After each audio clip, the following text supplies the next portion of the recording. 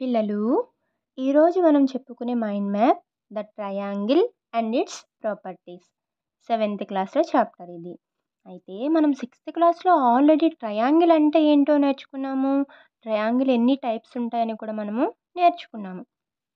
కావాలంటే మనము సాంగ్ ఒకసారి గుర్తు చేసుకుందాము. మూడు భుజాలతో ఉంటాను, ముచ్చటగా నేనుంటాను, త్రిభుజం అంటారు నా పేరు, గణిత లోకమే నా ఊరు. గుర్తొచ్చిందా పిల్లలు? సో ఈ సాంగ్ నేర్చుకుని మనము ట్రయాంగిల్ ఎన్ని టైప్స్ ఉంటాయి అని నేర్చుకున్నాము. ఫస్ట్ బాక్స్లో మనకి సైడ్స్, యాంగిల్స్, వెర్టిసెస్ అనేవి 3 రకాలుగా ఉంటాయి ట్రయాంగిల్కి అని మనం అక్కడ రాసాము. మీరు చూడండి పిల్లలు. అలాగే ఇప్పుడు ఈ సెవెంత్ క్లాస్లో మీకు వచ్చిన 2 కొత్త టర్మ్స్ ఏంటంటే మీడియన్, ఆల్టిట్యూడ్. ఏంటి? Median, altitude. మీరు మీడియన్ అనగానే మళ్ళీ డేటా హ్యాండ్లింగ్లో మీడియన్ అనుకుంటారు. కాదు, ఈ మీడియన్ వేరు.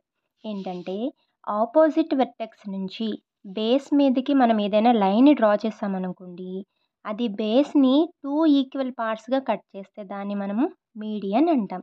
ఇక్కడ ఇచ్చిన ఫిగర్లో ఏఈ అనేది మీడియన్. అప్పుడు ఈక్వల్గా కట్ చేస్తుంది అన్నాను కదా. బిఈ ఎంత లెంగ్త్ అయితే ఉంటుందో ఈసీ కూడా అంతే లెంగ్త్ ఉంటుంది. అలా చేయగలిగితే ఆ లైన్ని మనం ఏమంటున్నాము? మీడియన్ అంటున్నాము.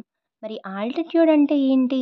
ఆల్టిట్యూడ్ అంటే ఆపోజిట్ వెర్టెక్స్ నుంచి బేస్ మీదకి గీసే లైనే, కానీ ఇది మీడియన్ లాగా హాఫ్ చేయదు, కానీ బేస్తో పక్కాగా 90 డిగ్రీస్ చేస్తుంది అనమాట. ఇలా 90 డిగ్రీస్ చేస్తే లైన్ని మనం ఏమంటాము? ఆల్టిట్యూడ్ అంటాం. ఏమంటాము? ఆల్టిట్యూడ్. ఇక్కడ ఫిగర్లో ఏడి, ఏడి అనేది ఆల్టిట్యూడ్. మనకి 10th క్లాస్లో ఒకప్పుడు ఒక లెసన్ ఉండేది, యాటిట్యూడ్ ఈజ్ ఆల్టిట్యూడ్ అని. అంటే మన వైఖరి, మన ప్రవర్తన అనేది మనల్ని సొసైటీలో ఉన్నతంగా ఉంచుతుంది అని దాని అర్థము. నెక్స్ట్ బాక్స్లో ఏముందంటే టైప్స్ ఆఫ్ ట్రయాంగిల్స్. ఇది మీ అందరికీ తెలుసు, సాంగ్లో మనం నేర్చుకున్నాము కూడా. సైడ్స్ బట్టి విడదీస్తే ఈక్విలేటరల్, ఐసోసెల్స్, స్కాలిన్ అనే ట్రయాంగిల్స్గా 3 రకాలుగా ఉంటాను. సైడ్స్ బట్టి విడదీస్తే ఈక్విలేటరల్, ఐసోసెల్స్, స్కాలిన్ అనే 3 ట్రయాంగిల్స్గా నేను 3 రకాలుగా ఉంటాను అని మనం నేర్చుకున్నాం. సో అంటే ఈక్విలేటరల్ ట్రయాంగిల్ అంటే ఏంటి? 3 సైడ్స్ ఈక్వల్గా ఉండాలి. అలాగే ఐసోసెల్స్ అంటే 2 సైడ్స్ ఈక్వల్గా ఉంటే చాలు. మరి స్కాలిన్ అంటే ఏ సైడు ఈక్వల్గా ఉండాల్సిన అవసరమే లేదు. ఇలా మనము 3 టైప్స్గా మనము క్లాసిఫై చేస్తాం. అలాగే యాంగిల్స్ బట్టి కూడా మనం డివైడ్ చేస్తే, కోణాల బట్టి విడదీస్తే అల్పకోణము, అధిక కోణము, లంబకోణ త్రిభుజాలుగా నేను 3 రకాలుగా ఉంటాను. యాంగిల్స్ బట్టి విడదీస్తే acute angle, right angle, obtuse angle, ట్రయాంగిల్స్గా 3 రకాలుగా ఉంటాను. సో మనకు తెలుసు ఎక్యూట్ యాంగిల్ అంటే ఏంటి, రైట్ యాంగిల్ అంటే ఏంటి, అబ్ట్యూస్ యాంగిల్ అంటే ఏంటి. సో 90 కంటే చిన్నగా, ముద్దుగా, క్యూట్గా ఉందనుకోండి, దాన్ని ఏమంటాము? ఎక్యూట్ యాంగిల్, ఎక్యూట్ యాంగిల్ అంటాం. అలాగే 90 డిగ్రీస్ పక్కగా కరెక్ట్గా రైట్గా ఉందనుకోండి, దాన్ని మనము రైట్ యాంగిల్ అంటాం. 90 కంటే పెద్దగా ఉందనుకోండి, అబ్బో చాలా పెద్దగా ఉందే, అబ్ట్యూస్ యాంగిల్ అని అంటాం. అవునా? సో ఇది మనం క్లాస్లో చాలాసార్లు చెప్పుకున్నాము. ఈ విధంగా మనము సెకండ్ టేబుల్లో సెకండ్ బాక్స్లో ఏం చెప్పుకుంటున్నాము? టైప్స్ ఆఫ్ ట్రయాంగిల్స్ చెప్పుకుంటున్నాము. ఇంకా మీకు ఫర్దర్గా 7th ఏముంటాయంటే త్రిభుజం యొక్క ప్రాపర్టీస్ ఉంటాయి. ఏంటి? ఒకటి, the sum of interior angles in a triangle is 180 degrees. అంటే ఇంటీరియర్ యాంగిల్స్ అంటే ఏం చెప్పిన లోపల కదా. సో ట్రయాంగిల్కి లోపల ఉండే యాంగిల్స్ 3 కలిపితే 180 డిగ్రీస్ ఉంటాయన్నమాట. అలాగే రెండో బాక్స్లో ఏముంది? The sum of 2 interior angles is equals to opposite exterior angle. మనము 3 కలిపితే 180 అని చెప్పుకున్నాము.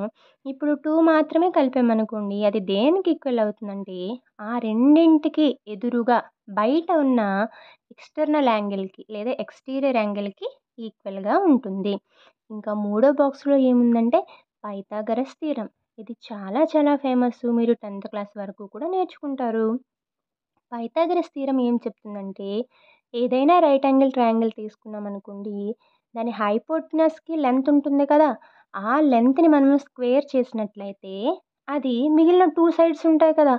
ఆ 2 సైడ్స్ లెంగ్త్స్‌ని కూడా స్క్వేర్ చేసి సమ్ చేస్తే ఎంతొస్తుందో, ఆ హైపోటెనస్ స్క్వేర్ యొక్క వాల్యూ కూడా అంతే వస్తుంది. ఫర్ ఎగ్జాంపుల్ హైపోటెనస్ 5 యూనిట్స్ ఉందనుకుందాము. 5 స్క్వేర్ ఎంత? 25 కదా! ఇప్పుడు అనదర్ 2 సైడ్స్ తీసుకుందాము. ఒకటి 3 ఇంకొకటి 4 ఉందనుకుందాం. 3 స్క్వేర్ అంటే 9, 4 స్క్వేర్ అంటే 16. మరి 9, 16 కలిపితే ఎంతొస్తుంది? 25 కదా! అంటే ఇప్పుడేమైంది? హైపోటెనస్‌ని స్క్వేర్ చేసినప్పుడు వచ్చిన 25 మిగిలిన 2 సైడ్స్‌ని స్క్వేర్ చేసి సమ్ చేసినప్పుడు వచ్చిన 25కి ఈక్వల్ అయింది. అవునా కాదా? సో, ఇలా అవుతుంది అని పైథాగరస్ అతని శిష్యులు చెప్పారు కాబట్టి, ఆ థీరమ్‌ని మనము పైథాగరస్ థీరమ్ అని చెప్పుకుంటాం.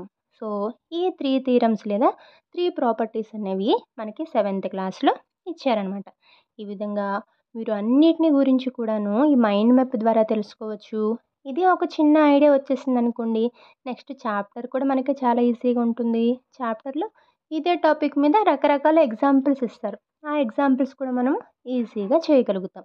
పిల్లలు మీరు సెలవుల్లో ఉండి ఆడుకుంటూ, పాడుకుంటూ మళ్ళీ లెక్కలన్నీ మర్చిపోతారు, బేసిక్స్ మర్చిపోతారని మీకోసం ఇలా చిన్ని చిన్ని కథల్లాగా మైండ్ మ్యాప్ వేసి చెప్తున్నాను. మీరందరూ చక్కగా వింటారు, జ్ఞాపకం చేసుకుంటారు. మరలా దసరా హాలిడేస్ అయ్యొచ్చిన తర్వాత చక్కగా క్లాస్‌లో అన్నిటికి ఆన్సర్స్ చెప్తారని కోరుకుంటున్నాను. బాయ్ పిల్లలు.